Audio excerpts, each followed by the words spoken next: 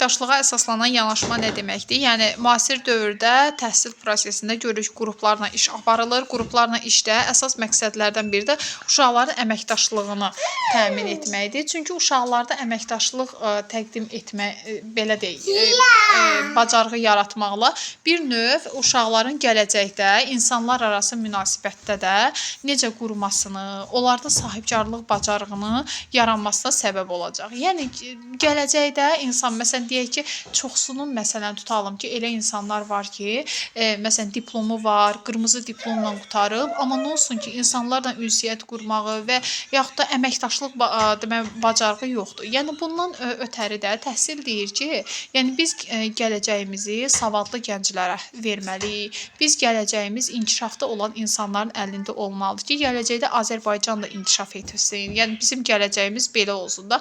Təhsildəki bəs bütün bu dəyişikliklərin əsas səbəbi də bundan ibarətdir. Daha sonra qeyd eləyək ki, yəni əməkdaşlıq bacarığını necə inkişaf etdirmək olar? Yəni qruplarla iş keçirdikdə, layihə işi keçirdikdə, problem əsaslı öyrənməni təşkil etdikdə və s. yəni bunların hər birini təşkil etdikdə bu zaman şagirdlər arasında əməkdaşlıq qurulması vacib şərtlərdən biridir. Çünki uşaqlar əməkdaşlıq şəraitində öyrənəndə bir-birlərindən öyrənirlər, belə deyək ki, bir-birlərindən hətta rəy alırlar. Yəni bu şəkildə, yəni belə deyək ki, komandanın ümumi, belə deyək ki, uğuru istiqamətində çalışırlar.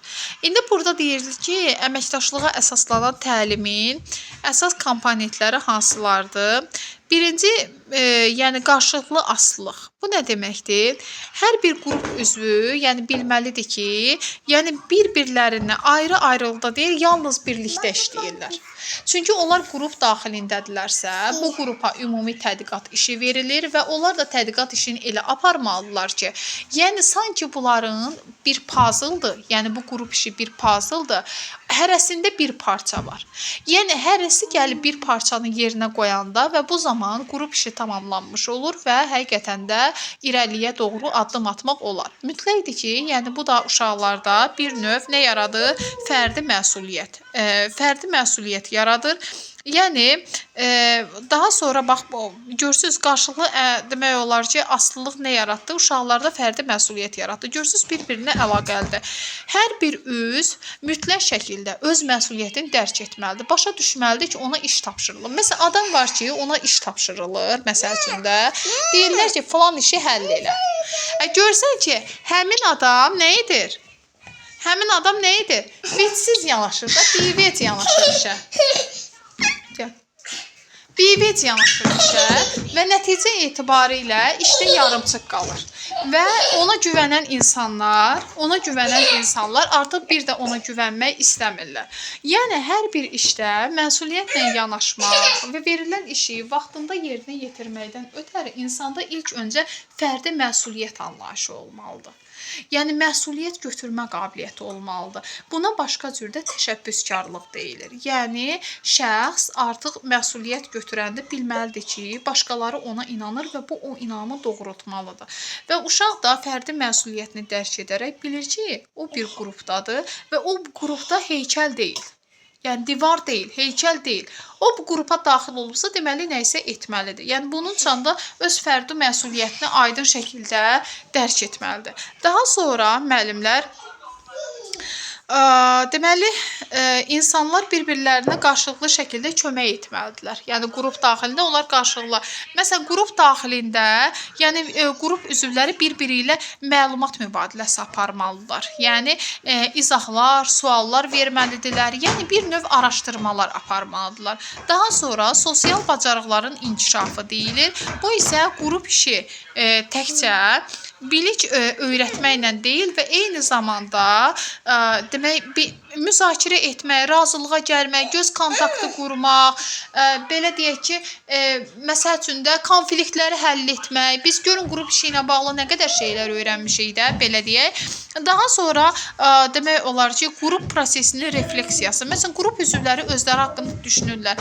Biz daha nə edə bilərdik, məsələn, özləri ilə? Biz nəyi daha yaxşı etdik?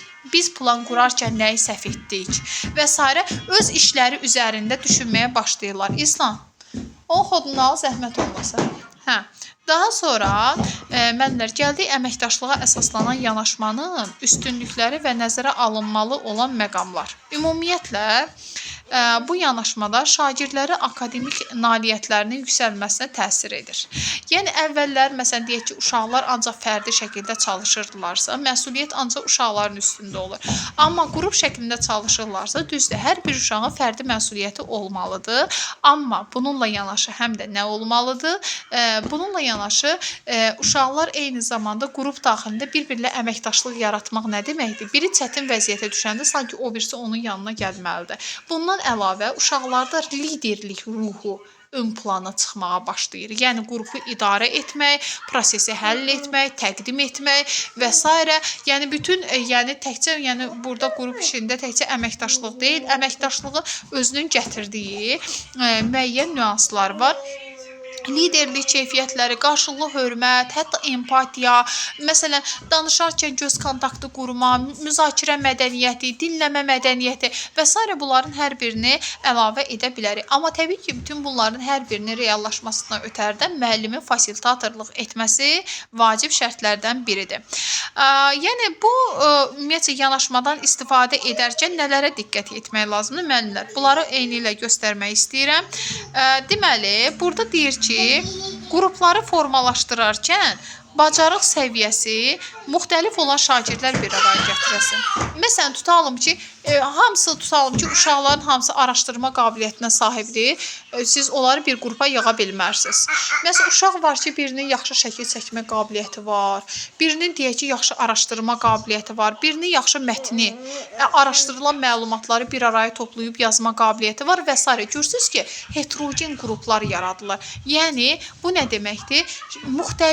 Müxtəlif şagirdlərin, müxtəlif qabiliyyətli şagirdlərin bir araya toplanması və bunun nəticəsində şagirdlərin yəni öz potensiallarına uyğun olaraq çalışmasıdır. Daha sonra tapşırıqları strukturlu etmək. Bu nə deməkdir müəllimlər?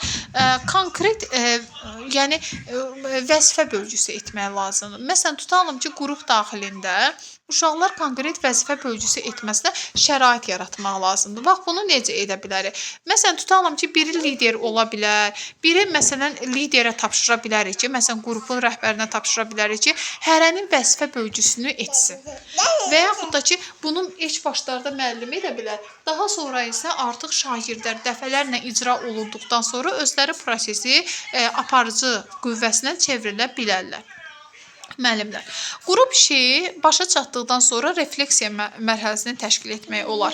Məsələn, uşaqlar öz işlərini qiymətləndirirlər. Məsələn, tutalım ki, uşaq vaxtı evi yığışdıranda və yaxud da nə etdikdə çalışırdı, yaxşı oldu və yaxud da indi də hər hansı bir iş görəndə mütləq şəkildə sonda öz işimizi qiymətləndiririk axı. Yəni, bu məktəbdə, təhsildən başlayanda daha effektiv olur və daha belə qeyd eləyək ki, nəticə belə deyək də vərdiş halına çevriləndə, yəni belə deyək ki, uşaq artıq vərdişkar olur və artıq prosesdən çıxış yolu tapmağı bilir. Bundan əlavə, müəllim qrupların fəaliyyətini müşahidə etməlidir. Müəllim özü də qrupların fəaliyyətini müşahidə etməlidir. Gəl. Müəllim qrupların fəaliyyətini müşahidə etməlidir və lazım gələrsə, təbii ki, istiqamət verməlidir, onlara yol göstərməlidir, rəy verməlidir anında. Demək, qrup nəticələri və fərdi nəticələri birləşdirmək lazımdır. Məsələn, burada, yəni, bu nə deməkdir? Şəxs bilməlidir ki, özü üçün çalışmır da burada. Şəxs bilməlidir ki, burada ümumi bir qrupun fəaliyyəti uğrunda mübarizə aparır. Yəni, bunu düşünməlidir və buna görə çalışmalıdır. Daha sonra texnologiyadan istifadə. Əgər sinifdə belə qeyd edək ki, İKT imkanları varsa, müəllimlər, məsələn, elə məktəblər var ki, İKT imkanlarından yararlanmaq olur. Nə kompüter, informasiya, kommunikasiya texnologiyaları və yaxud da məsələn varsa proyektdir və s. Nə varsa bunlar çalışmaq lazımdır ki, uşaqlarda rəqəmsal savadlıq da formalaşdırılmış olsun. Hə, qızım.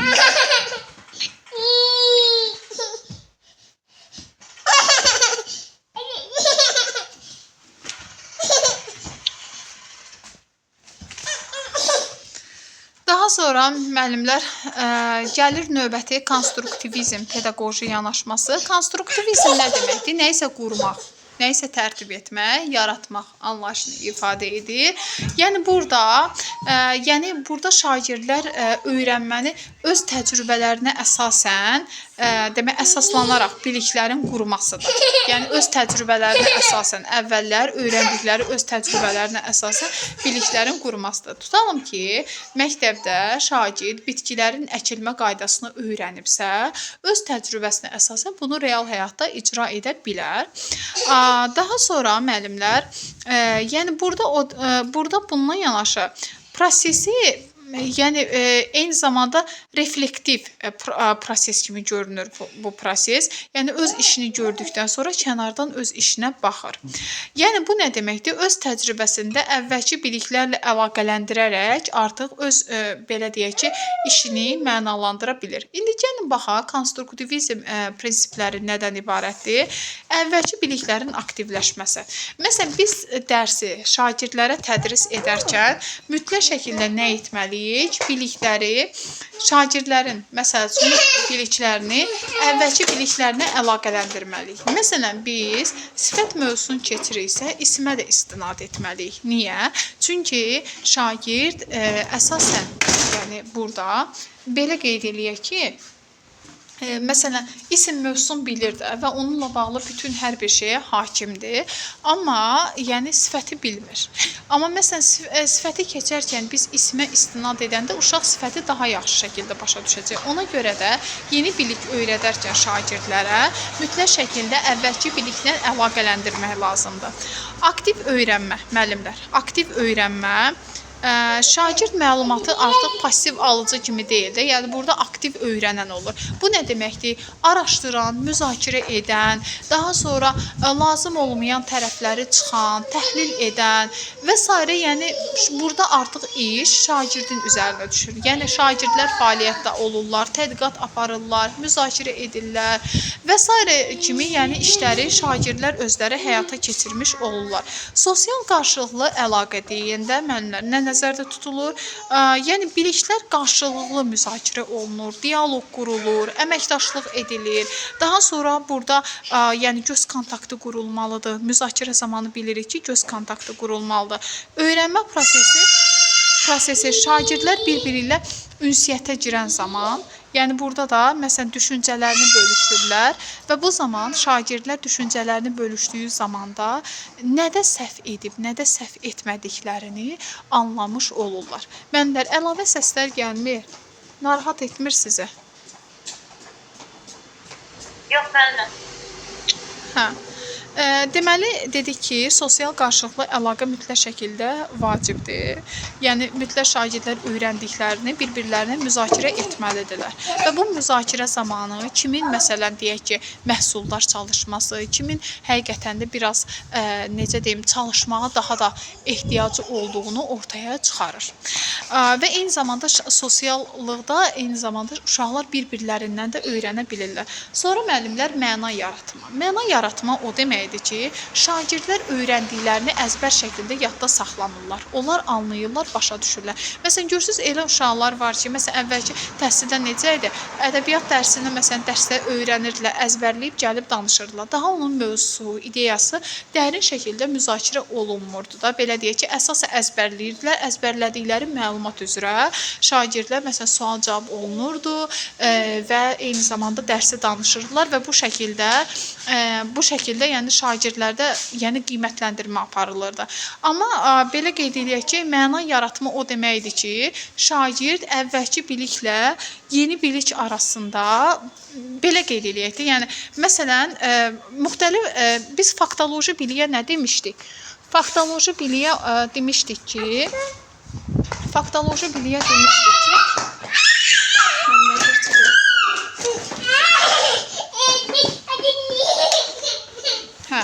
deməli, faktoloji biliyə demişdik ki, müəllimlər, deməli, məsəl üçün müxtəlif, yəni əzbərçi biliklərdir, şagirdlərin əzbərçi bilikləridir. Amma konseptual biliyə nə demişdik? Dedik ki, yəni o müxtəlif, yəni faktoloji biliklər arasında əlaqə yaratmaqdır. Yəni bu nə deməkdir? Əgər şagird öz bilikləri arasında əlaqə yaradırsa, deməli burada məna əlaqəsi qura bilir. Yəni məsələn tutalım ki, məsələn deyək ki, gecə və gündüzün yaranması. Uşaq yəni bunun haqqında öyrənir və nəticədə müəyyən eləyir ki, niyə görə gecə olur, nəyə görə gecədən sonra səhər olur, yəni günün müəyyən vaxtları olur. Yəni bu da onun ayrı-ayrılıqda əldə etdiyi faktoloji biliklər əsasında baş tutur. Daha sonra refleksiya. Şagird öz öyrənmə prosesini düşünür, dəyərləndirir. Yəni bu nə deməkdir? Burada artıq şagirdin metakognitiv bacarığı olmalıdır ki, artıq özünü refleksiya eləyə bilsin, qiymətləndirə bilsin, öz öyrənməsini başa düşə bilsin, özü ilə dialoqa, daxili bir dialoq yarada bilsin və s. Yəni artıq şagird bu dialoq zamanı özünə sual verib cavab verə bilirsə, deməli artıq öz-özünə refleksiya edə bilir və onun daxili nitqi formalaşır. Bəs fasilitator müəllimin rolu nədir? Müəllimlər. Yəni burada müəllim nə edə bilər? Müəllim prosesdə bilikləri hazır şəkildə ötürmür. Yəni şagirdlər bilikləri, bacarıqlara sahib olmaq üçün onları yönləndirir. Məsələn, tutalım ki, uşağın biri suala cavab verə bilmirsə, müəllim yönləndirici suallar verir şagirdə və şagird yönləndirici suallar sayəsində artıq yəni öyrəndiyi məlumatlar arasında əlaqə yarada bilir. Yəni bu konstruktivizm pedaqoji yanaşmasının prinsiplərini həyata keçirir. Yenə də gördüyümüz kimi bütün yanaşmalarda hər birində əsas, yəni fiqur kimdir? Əsas fiqur müəllimdir. Yəni müəllim varsa, yəni prosesi idarə edən var. Yəni müəllim prosesi zaten idarə etməlidir. Çünki şagirdlər artıq öyrənən, inkişaf edən tərəflərdir də. Yəni təbii ki, müəllim də burada inkişaf edir, bu başqa məsələ. Amma müəllim prosesi idarə edəndir. Yəni bu vərdişi şagirdlərdə ancaq müəllim formalaşdıra bilər. Daha sonra müəllimlər, bax burada nümunə var, gəlin buna diqqət edək. Yəni müəllim burada eyni zamanda fasilitator, yəni müxtəlif yollarla edir. Baxın, burada onun nümunəsi var. Empatiya qurmaqla şagirdi başa düşməlidir müəllim. Özünü onun yerinə qoymalıdır. Başa düşməlidir ki, şagird niyə görə bu suala səhv cavab verdi və müəllim nə etsə ki, hansı istiqaməti versə, şagird artıq prosesə doğru istiqamətlənə bilər. Məsələn, müşahidə etməklə. Məsələn, müəllim, məsələn, tutalım ki, siz qrup işi keçirdirsiniz, kənardan məsələn, müşahidə eləməyə başlayırsınız. Müşahidə eləyirsiniz ki, hansı uşaq əməkdaşlığa qoşuldu, hansı uşaq əməkdaşlıq etmir, kənarda qalıb sadəcə və yaxud da qrup üzvləri onu işə dəvət etmir və s. Yəni müəllim artıq çox yaxşı müşahidəçi olmalıdır. Bundan əlavə sual vermək. Müəllim özü sual vermək nə deməkdir? İstiqamətləndirici sual vermək deməkdir. Sonra müəllim eyni zamanda rəy verməlidir. Rəyi biz harda keçmişdik? Formativ qiymətləndirmədə. Yəni formativ qiymətləndirmənin tələblərinə əsasən müəllim belə qeyd edək ki, rəy vermə qabiliyyəti olmalıdır. Yəni fasilitator müəllimin rollarından biri də məhz bundan ibarətdir. Və burada göründüyü kimi, yəni gəlin hər hansı bir deyir ki, mövzunu tədris edərkən yuxarıda qeyd edilən prinsipləri nəzərə almağa çalışır. Məsələn, fənn təbiət 6-cı sinifdə buxarlama və kondensasiya. Buxarlama və kondensasiya və bu haqqında, yəni deyir ki, suyu görünməz olanda necə görürük? İndi gəlin bu prinsipə diqqət edək. Əvvəlki biliklərin aktivləşməsi. Baxın, görürsünüz burada olduğu kimi. Məsələn, düşün, cütləş, bölüş, paylaş üsulundan istifadə edir və şagirdləri əvvəlki, yəni bu mövzu ilə bağlı əvvəl öyrəndiyi bilik, yəni buna oxşar biliyi nümunə gətirir, şagirdləri əlaqələndirir. Sanki nümunə gətirir müəllim burada. Model yaradır və şagirdlər özləri, yəni başa düşdükdən sonra artıq yəni prosesi icra etməyə başlayırlar. Sonra aktiv öyrənmə. Baxın, görürsünüz, başa düşmə olmadıqda aktiv öyrənmə də baş verməz. Uşaqlar başa düşməsə, dəfələrlə soruşacaq ki, müəllim, mən başa düşmədim. Ona görə də yaxşı yerdən mövzuya daxil olmaq lazımdır. Bu da nədir? Şagirdlərin sevdiyi işlərdən biri uşaqlara mütləq tanış bir mövzudan məsələn daxil etmək lazımdır ki, onların beyninə və onlar başa düşsünlər, əlaqə yaratsınlar və bilirsiniz, biri var ki, tanımadığın yerə gedəsən, bir də var ki, tanıdığın yerdən gəlib keçəsən, daha sonra başqa bir yerə gedəsən. Yəni bu artıq uşaqlarda tamam fərqli bir motivasiya yaradır və uşaqlar başa düşdükdə anlayırlar ki, hə, deməli əməkdaşlıq edəcəklər burada, daha sonra araşdıracaqlar, biri nə bir şəkil çəkəcək, biri necə deyim, mətni hazırlayacaq, yəni müzakirə edəcəklər və s. ümumi yəni işləri qrupla bağlı ümumi işləri görəcəklər. Yəni bu hissədə əsas hərəkət verici qüvvə müəllimlər, şagirdlər özləri olurlar. Daha sonra müəllimlər, sosial qarşılıqlı əlaqə. Biz buna necə baxırıq? Müəllim deyir fəaliyyəti qruplardan təşkil edir. Bax məsələn həmin o mövzuna bağlı müəllim qruplardan təşkil edir və şagirdlər eksperiment aparırlar. Daha sonra həmin eksperimentlərdən sonra öz müşahidələrini müzakirə edərkən qarşılıqlı ünsiyyətdə girmiş olurlar. Çünki özləri prosesi, şagirdlər özləri də deməli aktiv yəni iştirakçı olan zaman özləri də öz işlərini müşahidə edirlər və bu müşahidələri müzakirə edirlər və bu da uşaqlarda sosiallıq bacarığını qazandırmış olur. Sonra müəllimlər fikirlərini bölüşürlər, öz ehtimallarını hətta belə bölüşə bilərlər. Sonra yəni müzakirə təşkil edirlər ümumi, sonra qruplar arasında müzakirə təşkil edirlər. Ola bilər müəllim 3 qrup yaradıb, 4 qrup yaradıb. Sinifdə təbii ki, şagirdlərin sayından asılıdır bu. Və bu zaman belə qeyd eləyək ki, müəllim artıq qruplar arası müzakirəyə, məsələn, əvvəl tutalım uşaqlar 5 nəfər idilər qrupda, məsələn, aktiv iştirakçı olanda onlar öz aralarında müzakirə edirdilər və daha sonra qruplar arası müzakirədə artıq görün neçə uşaq, məsələn, sinifdə olan 20 uşaq artıq müzakirəyə qoşulmuş olur və bu zaman uşaqlarda sosiallıq bacarığı inkişaf etmiş olur. Sonra məna yaratma hissəsini dedik ki, yəni bu konseptual bilikdir. Bu bərabərdir konseptual bilik. Çünki yəni məsələn tutalım ki, biz öyrəndiklərimizi əgər əzbər şəkildə yadda saxlayırıqsa, bu əzbər məlumat bizi irəliyə apara bilməz, bizi inkişaf elətdirə bilməz. Amma yəni öyrəndiklərimizi belə qeyd eləyək ki, arasını başa düşsək, məsələn mən əvvəllər çox əzbərçi idim. Hər şeyi yaza-yaza əzbərləyirdim, yadda saxlayırdım və sonralar gördüm ki, bu əzbərçilik məni yorur. Mən bundan uzaqlaşdım və meyl elədim ki, başa düşüm. Başa düşəndən sonra gördüm ki, mənim üçün daha, yəni bu mənə daha az vaxtda öyrətmək şəraiti yaradır. Bundan əlavə görürsüz, vaxta qənaət kimi bir anlayış formalaşdırır. Uşağı əlavə zəhmətdən xilas edir. Məsələn, əvvəllər mən yaza-yaza öyrənirdim. Bu mənim üçün əlavə zəhmət idi. Yəni yazırdım, başlayırdım dəfələrlə oxumağa.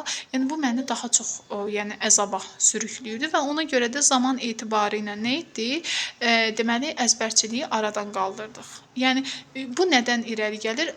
Hardasa metakognitiv biliyin olmasından və gördüm ki, bu mənim daha çox zamanımı alır və bundan sonra yəni onu məsələn o belə deyək ki, xüsusiyyətimi geri çəkməyə başladım. Amma söz yox ki, yəni əzbərçilik də müəyyən mənada insanın köməyinə çatır. Məsələn, mən isimlə sifətin tərifini öyrənməsəm, bilməsəm və yaxud da onlara aid olan dəqiq nəzəri anlayışları bilməsəm necə müqayisə edə bilərəm?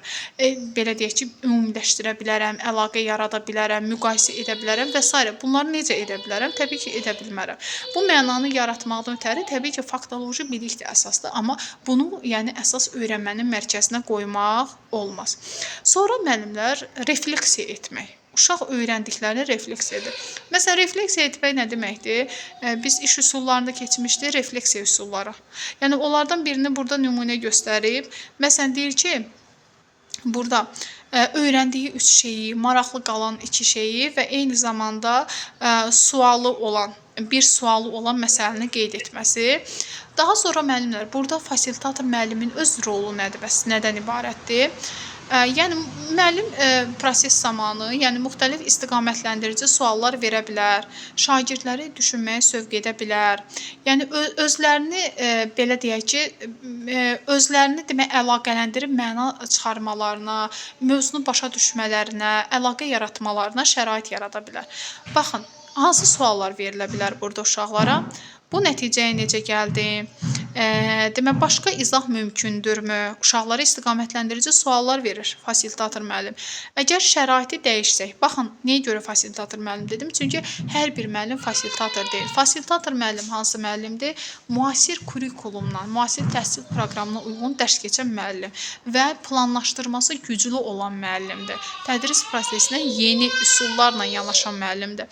Əgər şəraiti dəyişsək nə baş verərdi? Və görürsüz, uşaqlarda tənqidi təfəkkür formalaşdırır. Sonra bütün deyir qruplarda eyni nəticə oldu mu, uşaqları artıq refleks etməyə görürsüz, burada söhbət getdi. Əgər fərq varsa, nədən qaynaqlanır? Bax, budur. Bu fərqlər sizcə elmi baxımdan nə deməkdir? Yəni, nəyə gətirib çıxarır? Görürsüz ki, konstruktivizmin nümayəndələri kimlərdir? John Dewey, Maria Montessori, Jean Piaget, Vygotsky və Brunner. Konstruktivizm təlimində, yaxşı, müəllimin rolu nədən ibarət? Birinci fasilitator olur, öyrənməni yönəldən, istiqamətləndirən bələdçi rolundadır. Daha sonra motivasiya edən, müəllim suallar və tapşırıqlarda uşaqlarda maraq oyatmağa başlayır. Yəni, dərsə cəlb edir. Moderator, bu nə deməkdir? Qrup müzakirələrini təşkil edir. Moderator qrup müzakirələrini təşkil etməkdir. Refleksiya rəhbəri öyrəndiklərini dəyərləndirməyə kömək edir uşaqların ki, yəni bu hazırki vəziyyətdə hansı səviyyədədir şagird. Daha sonra müəllim bilik ötürmür, biliyi əldə etməsi üçün uyğun bir mühit yaradır. Baxın, müəllim real bir şərait yaradır şagird üçün və şagirdə, sanki şagirdə qanad verir müəllim. Və yaxud da deyək ki, şagirdə necə uçmaq lazım olduğunu öyrədir və yaxud da belə qeyd edək ki, velosiped sürə bilməyən uşağa əlavə kimsə kənardan deyək, bacısımı, qardaşımı və yaxud da valideynimi müəyyən müddət tutur velosiped və uşaq müəyyən bir vəziyyətdə öyrənəndən sonra daha sonra velosipeddə artıq əllərini buraxır və şagird özü sərbəst şəkildə sürməyə başlayır. Burada nədir? Burada şagirdin velosiped sürməsinə şərait yaradır. Daha sonra konstruktivizm təlimində qiymətləndirmə nədir? Müəllimlər, yəni bu proses yönümlüdür. Bax, prosesi istiqamətləndirir. Yəni, bu o deməkdir ki, şagirdlərdə elə bir anlayış yaratmır ki, yox, bu artıq hər şey sonu deyil. Yəni, bu hər şeyin sonu deyil. Sadəcə səni inkişaf elətdirməyin bir prosesidir. Bu formada. Burada portfoliolardan istifadə olunur, özünü qiymətləndirmə və qarşılıqlı qiymətləndirmədən istifadə olunur, rubliklərdən istifadə olunur, o qiymətləndirmə rublikləri var idi, keçmişdik biz formativ qiymətləndirmədə. Layihə və təqdimatlar zamanı istifadə oluna bilər, refleksiya jurnallarından da istifadə oluna bilər. Müəllimlər, kimin sualı var? Bura qədər. Deməli, müəllimlər, indi konstruktivizm yanaşmasında özünün öz üstünlükləri və eyni zamanda məhdudiyyətləri var. Təbii ki, burada müasir təlimə uyğun olduğu üçün aktiv öyrənməni təşviq edir. Tənqidi yaradıcı təfəkkürü inkişaf elətdirir. Baxın, bax, burada verilib cədvəldə. Ona görə də bax, deyirəm ki, dərsi öyrənəndə cədvəlləri diqqət yetirmək lazımdır. Fərdi təcrübəyə əsaslanır. Çünki uşaqlar hər biri prosesdə maraqlı olurlar və hər biri də yəni digər şagirdi müşahidə edirlər və yaxud da özləri də çalışmağa başlayırlar. Eyni zamanda qrup daxilindədirsə bu, konstruktivizm yanaşması varsa burada, əgər əməkdaşlıq varsa, qrup işi varsa, deməli şagirdlər hər biri, yəni fərqli bir qabiliyyətdə olurlar axı. Deməli, hər birinin üzərinə öhdəlik düşür və hər biri başlayırlar, belə deyək ki, iş görməyə. Deməli, hər birinin, belə deyək ki, təcrübəsi olur. Yəni, müəyyən bir istiqamətdə. Əməkdaşlıq və sosial bacarıqları gücləndirir. Yəni, bu uşaqlarda. Çünki müzakirə mədəniyyətini də formalaşdırır. Eyni zamanda əməkdaşlıq etmə, empatiya qurma, göz kontaktı yaratma, qarşılıqlı anlaşma, yəni və s. kimi eyni zamanda qarşılıqlı qiymətləndirmə, özünü qiymətləndirmə və burada fərdi təcrübəyə əsaslanma, eyni zamanda uşaqlar özünü qiymətləndirmədən istifadə edərək, belə qeyd edək ki, özünü qiymətləndirmədən istifadə edərək artıq burada fərdi məsuliyyət də formalaşdırmış olurlar. Bundan əlavə müəllimlər məhdudiyyəti nədir? Nədən ibarətdir? Zaman baxımından daha çox Zaman baxımından daha çox vaxt tələb edir müəllimlər. Hər mövzuya uyğun deyil. onu qeyd eləyir. Hər mövzuya uyğun deyil. Yəni bu nə deməkdir? Bu onu qeyd eləyir ki, konstruktivizm yanaşması müəllimdən mütləq şəkildə planlaşdırmanı tələb edir. Yəni müəllim istədiyi mövzuya aid konstruktivizm yanaşmasında istifadə edə bilməz. Niyə? Burada göstərdiyim kimi hər mövzuya uyğun deyil. Yəni ki, çevik deyil də belə deyək. Yəni qiymətləndirmə subyektiv ola bilər. Çünki burada uşaqlarda qarşılıqlı qiymətləndirmədən, yəni özünü qiymətləndirmədə istifadə edilmiş olur ki, uşaqlar burada daha çox, yəni bəzən ola bilər ki, hansısa uşaq arasında hansı uşaqlar arasındakı münasibət yaxşı olmaya bilər və bu zaman deməli subyektivlik ön plana çəkilmiş olsun. Daha sonra müəllimdən yüksək fasilitasiya bacarığı tələb edir. Çünki müəllim yüksək idarəçilik bacarığı olmalıdır ki, o sinifin hamısını idarə edə bilsin və hamının qoyulan vacib məqsədə doğru apara bilsin. Burada qeyd olunur ki, 21-ci əsrdə əsr üçün əsas fəlsəfi dayaqdır konstruktivizm. Niyə? Çünki nə isə yaratma. Bu fərasətli adamlar deyirlər ha. Konstruktiv adamlar elə olurlar. Bax bir problem yarananda deyirlər ki, onlar ölümdən başqa hər şeyə çarə var. Amma konstruktiv olmayan adam başlayır məsələn həyəcana, stresə qapılmağa. Ona görə də 21-ci əsrdə sürətlə inkişaf edən bir dövrdə yəni ona görə də bunun fəlsəfi dayağını təşkil edir. Məsələn, demək olar ki, hətta dizayn düşüncəsi, problem əsaslı öyrənmə, layihə əsaslı öyrənmə və s. rəqəmsal əməkdaşlıq modellərini əsasında dayanır konstruktivizm. Eyni zamanda məsələn Google Classroom-dur, Kahoot-dur, Canva-dır, ChatGPT kimi vasitələr konstruktiv öyrənməni dəstəkləyir. Yəni bunlar konstruktiv öyrənməni dəstəkləyir. Harda dəstəkləyir müəllimlər? Bax biz dedik axı, ümumən məsələn vaxtı çox aparır. Bəs bunlardan istifadə etməklə, biz vaxta qənaət etməklə konstruktiv öyrənməni təmin edə bilərik. Daha sonra ənənəvi sinif yox, axşam oynayarıq. Sakit. Hə. Daha sonra müəllimlər ənənəvi sinif və konstruktivist sinif konstruktiv. Məsələn, burada deyir ənənəvidə məsələn səhət sabit kurikuluma bağlılığı idi. Kurikulum təhsil sənədi deməkdir. Yəni ənənəvi kurikulumda ola bilər. Məsələn, burada isə konstruktivizmdə isə belədir ki, şagird sual və maraqlarının izlənilməsidir. Yəni burada təkrar üzərində öyrənmə. Məsələn, sinifdə xarici oxular verilirdi. Daha çox təkrar öyrənmələr daha çox verilirdi. Məsələn, belə. Amma öyrənmədə mövcud biliklər üzərində interaktiv öyrənmə. Sonra müəllim mərkəzlidir, amma bu şagird mərkəzlidir. Çünki burada subyekt öyrənməsinə əsaslanır. Müəllim məlumatı ötürür, şagird passiv alıcıdır burada. Müəllim dialoq aparır, şagird özü biliyi qurur. Deməli, burada şagird kimdir? Şagird sanki burada bənnadır. Əvvəl müəllim edirdi, şagird buna baxırdı. Amma burada isə şagird artıq səhvlər üzərində olsa da yenə də öz müstəqil fəaliyyətini icra etmiş olur. Daha sonra şagirdlər əsasən məsələn tək işləyirlər burada. Amma konstruktivizmdə isə demək şagirdlər əsasən qrupla işləyirlər. Yəni əməkdaşlıq şəraitində işləyirlər. Bir də müəllimlər konstruktiv müəllimin davranışları necə olur? Şagirdin səlahiyyəti və təşəbbüsünə təşviq etməkdir. Yəni şagirdin məsuliyyət götürmə qabiliyyətini formalaşdırmaqdır. Şagirdin cavablarını dərsin gedişində yönləndirilməsinə imkan verməkdir. Daha sonra müəllimlər, müəllim şagird dialoqunu şərtləndirir, açıq tipli suallar verilir, məsələn sorğular aparılır və şagirdlərə bu suallara cavab vermək üçün təşviq edilir. Təbii ki, burada müəllim istiqamətləndirici suallarda istifadə edir. Şagirdlərin cavablarını genişləndirmək istəmək. Yəni bu nə deməkdir? İndi əlavə suallar verməklə şagirdlər öz cavablarını genişləndirə bilərlər, əgər konkret cavab verdisə. Məsələn, ilkin hipotezlərlə məsələn ziddiyyət yaradan, məsələn təcrübələr təşkil etmək, məsələn şagirdlər daha sonra öz təcrübələri əsasında müzakirə aparmaq, yəni sanki refleksiya etmək öz fəaliyyətini. Sualdan sonra gözləmə vaxtı vermək. Müəllim mütləq şəkildə şagirdlərə gözləmə vaxtı verməlidir.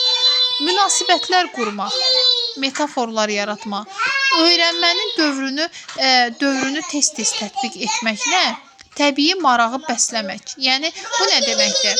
Yəni öyrənmə dövrünü tez-tez tətbiq etməklə, yəni şagirdlərdə bu tipli təcrübə qabiliyyətini, təcrübə belə deyək ki, şəraitini yaratmaq lazımdır ki, bu şagirdlərdə artıq belə deyək ki, maraq formalaşdırmış olsun. Benjamin Franklin qeyd edir ki, mənə de, unudum, məni öyrət, xatırlayım, mənə cəhd et, məni cəlb et, öyrənim. Demək deyir ki, mənə de, unudum, məni öyrət, xatırlayım, məni cəlb et, mən də öyrənim. Yəni bu nə deməkdir? Benjamin Franklin onu demək istəyir ki, yəni sən mənə nə desən, mən də onu edəcəm. Yəni bu da Benjamin Franklin də yenə də məsuliyyəti kimin üzərinə atır? Müəllimin üzərinə atır. Və burada qeyd olunur ki, müəllim və şagirdin rolunu köklü şəkildə dəyişir konstruktivizm. Təhsil prosesində nəticəyə deyil, prosesə fokuslanmaq lazımdır. Yəni proses qiymətləndirilir. Yəni son nəticə qiymətləndirilir də. Yəni formativ qiymətləndirmənin rolu burada çox güclüdür.